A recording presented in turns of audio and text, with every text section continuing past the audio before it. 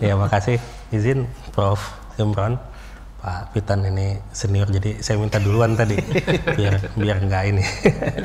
Jadi memang begini Mas Wira ya, ketika Trump melaksanakan kebijakan ini, yang pertama kali yang saya ingat itu adalah ketika tahun 2001.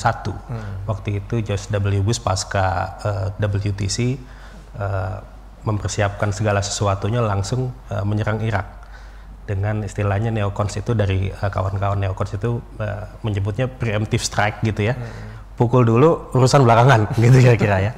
Nah ini juga saya lihat ternyata kalau dalam konteks itu pada saat itu adalah tentang geopolitik dan keamanan. Kalau kita bicara di sini tentang geoekonomi, bagaimana kemudian beberapa atau sebelumnya juga sudah perang tarif ini sudah dilancarkan tahun 2018 di yang pertama Trump pertama, kemudian yang 2.0 itu juga dilaksanakan langsung nggak sampai berapa hari ya, langsung dilaksanakan tanggal 1 kemarin, meskipun pada akhirnya langsung diberikan respon yang cepat dari tetangga yang paling dekat, tentu saja dari Kanada dan Meksiko, meskipun China mungkin dari Prof nanti mungkin bisa lebih banyak ditambahkan, agak sedikit lambat tetapi juga ini.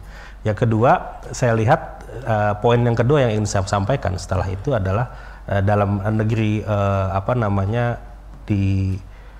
di Amerika sendiri itu ada permasalahan, ada beberapa hal. Pertama itu adalah tentang kependudukan.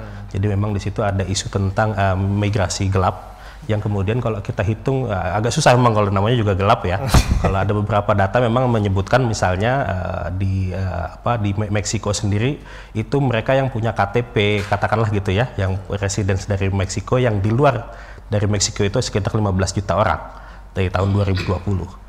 Yang kemungkinan besar paling banyak tentu saja ke Amerika Serikat. Begitu dengan Cina yang juga mungkin Prof bisa tambahkan lebih besar begitu ya. Yang juga kemungkinan juga besar itu ada di situ. Artinya di situ ada isu kependudukan yang memang menjadi PR pertama Trump. Yang kedua ada tentang kesehatan. Di situ juga disebutkan dalam perjanjian agreement itu bahwa ada terkait dengan narkoba ya, di mana di situ diproduksi di China, kemudian melewati Meksiko, dan juga ada beberapa yang kemudian dimasukkan ke dalam Kanada.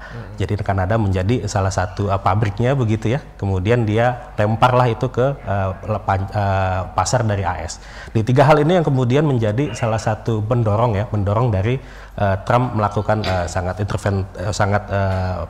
agresif sekali ya terkait dengan hal itu. Meskipun juga sebetulnya tadi ada tambahan 25% itu selain kalau untuk Kanada, selain untuk energi, karena energinya nomor satu mungkin di sini ada data terkait dengan hal tersebut.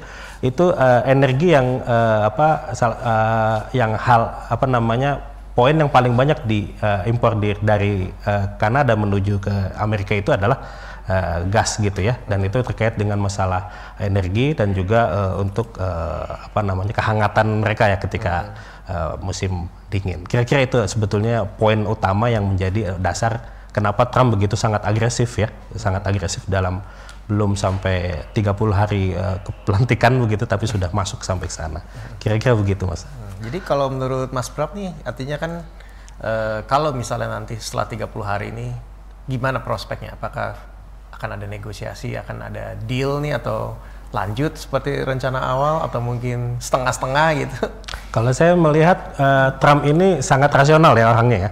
Itu sangat rasional. Artinya ketika belum 2-3 hari, ketika sudah ditelepon oleh pihak Kanada dan Meksiko, itu langsung berubah. Kita mendengar ini dipospon sampai 30 hari. Memang ini yang kemudian yang ingin menjadi poin utama dari Trump. Oke, saya akan berlakukan tarif ini, tentu saja ini akan sangat menguntungkan bagi saya, karena kalau kita lihat 10 besar dari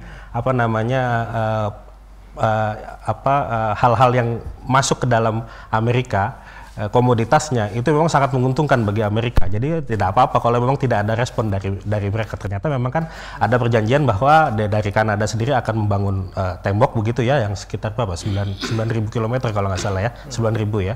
Dan juga Meksiko mempunyai komitmen mengirimkan sekitar 10.000 tentaranya di perbatasan.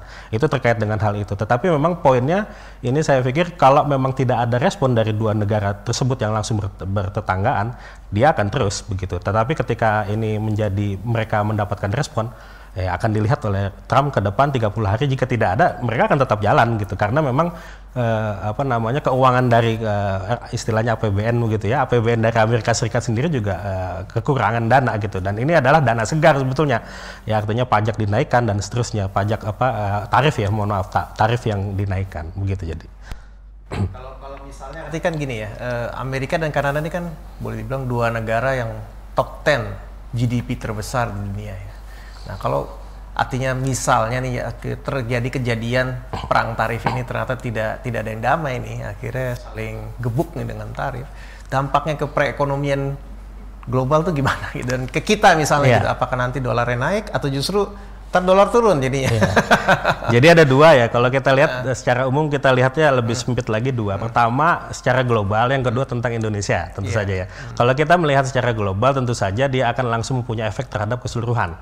Ya, artinya memang secara lambat ataupun tidak, minimal dia akan masuk ke dalam di sektor moneter akan lebih cepat.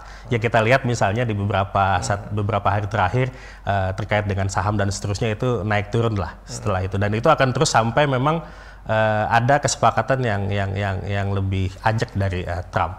Itu pertama. Tapi kalau di Indonesia ini, mohon maaf ya, kalau kami berpendapat itu tidak langsung serta-merta akan kena. Ibaratnya kalau dalam perekonomian itu ada lag-nya ya, ada lag-nya, karena perekonomian se-Indonesia juga tidak langsung berhubungan langsung dengan luar. Artinya juga tidak, dia perlu waktu lah ya untuk bisa berdampak kepada Indonesia. Apalagi misalnya kalau saya lihat data terkait dengan ekspor impor di Indonesia itu sangat kecil, nggak sampai 1%, baik ekspor maupun impor. Bayangkan bandingkan dengan yang ada di Kanada sekitar 24 ya,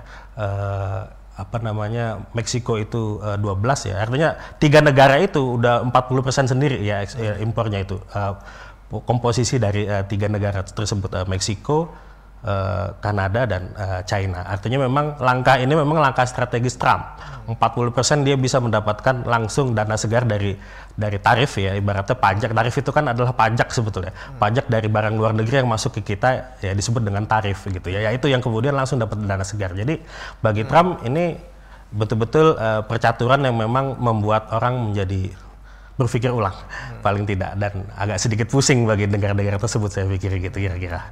Nah, kalau misalnya artinya dengan ekspor energi ini di kedua negara yang terpengaruh ya, mungkin nggak Indonesia dapat limpahan nanti jadi minyak murah gitu misalnya, jadi harga bensin bisa turun? Ya memang tentu saja itu terkait demand, supply dan demand ya, betul ya, dan itu yang menjadi PR kita sebetulnya ya.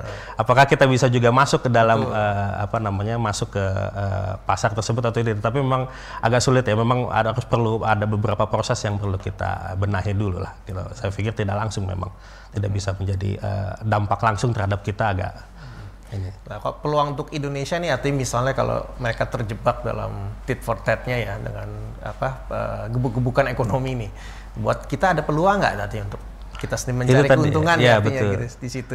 Memang perdagangan di ketiga negara ini selain China ya, memang agak sedikit ya kita ya, karena mungkin geografi dan seterusnya. Ini juga sebetulnya yang perlu digalakan, bagaimana kita dorong bagaimana kementerian katakanlah pemerintah ini juga bisa menambah peluang di tiga negara tersebut. Ya, kayak tadi misalnya kalau contoh di Amerika sendiri ya tidak sampai 1% perdagangannya, gimana mau kita berperan di situ ya, tidak dilirik juga tidak, karena 1% aja enggak gitu, 0,8. Saya lihat di 5 data ya, 5 tahun data terakhir itu 0,8, 0,9, 1 gitu, baik ekspor maupun impor gitu. Jadi ya tidak bisa terlalu banyak kita berharap memang. Oke, Mas Bram.